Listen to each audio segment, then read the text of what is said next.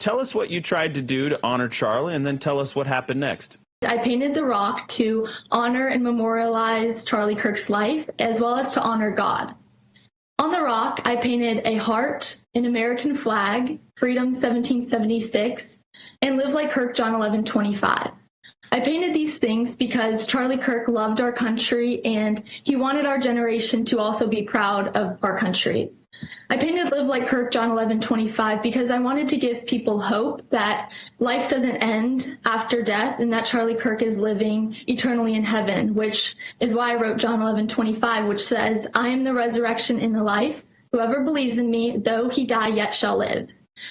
Only hours after painting, my rock was covered up by the school, and I was accused by the school as committing a crime, and that I vandalized the rock, even though I had permission from the school. So after they interviewed Gabby and verified, yes, that she did have permission, eventually they silently closed the investigation and said, well, she didn't do anything wrong. Yet the problem is this had gone out to the entire Charlotte community. It was on the news that she had been accused of vandalism and that they were having a criminal investigation. And instead of clearing her name, they just silently closed it and acted as if nothing happened.